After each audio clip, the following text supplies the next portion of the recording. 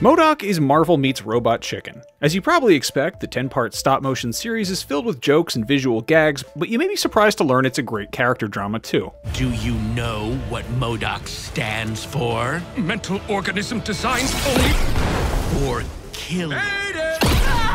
While it borrows elements from the comics and the MCU, the show is an original take on the iconic Marvel villain, voiced by comedian Patton Oswalt. Oh, no one took the cans out? It discards the character's baggage and gives him a brand new origin.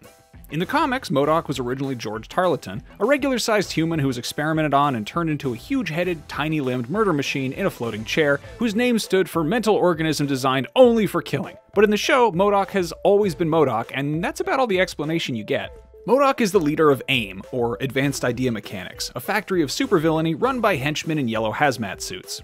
M.O.D.O.K leads their evil ploys by day, which include battles with the likes of Iron Man, voiced by Jon Hamm, but by night, he returns from his mountain lair to his home in the suburbs where he lives with his wife Jodie, his tween son Lou, and his teenage daughter Melissa. At work, M.O.D.O.K juggles a professional rivalry with fellow inventor Monica Rappaccini and the sweeping changes by A.I.M's new Silicon Valley owners, who send their pestering, scarf-wearing envoy Ousted Sleet to oversee the transition.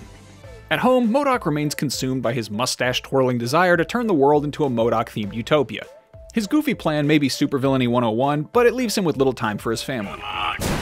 Oswalt is delightful as M.O.D.O.K, who speaks with the Shakespearean cadence of a character from Jack Kirby's Fourth World, even when it's inappropriate. Oh man, unlikely animal friendship. He may be a genius inventor, but he's oblivious as a father and husband, and despite the show's workplace shenanigans and crazy comic book plots, its overarching story is about whether or not M.O.D.O.K can finally learn to be there for his family. That said, the show is also absurdly funny. Almost every line and story beat is something to laugh at. I'm sorry. I thought this coffee was for everyone. All 10 episodes were directed by Robot Chicken's Eric Towner and Alex Kramer, who successfully blend the show's humor and story across increasingly wacky scenarios.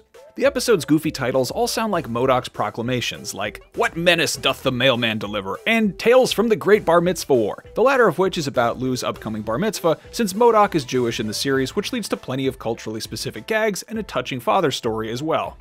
The show's supporting cast are all incredibly fun, especially fan favorite Nathan Fillion, who shows up as the self-absorbed actor-superhero Wonder Man, a role he was born to play. I'm Wonder Man. Pending Avenger, underwear model, and lover of your wife. The season also has an unexpected overarching villain from M.O.D.O.K's past, from a time before he let family get in the way of world domination. No spoilers though, let you discover this character for yourself.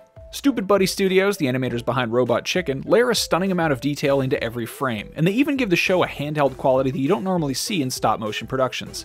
That's because the studio invented a new camera rig that combines frame-by-frame photography with the fluid motions of shooting on an iPhone. The result is classic Adult Swim with its janky action figure movements, shot in the style of The Office. Attack!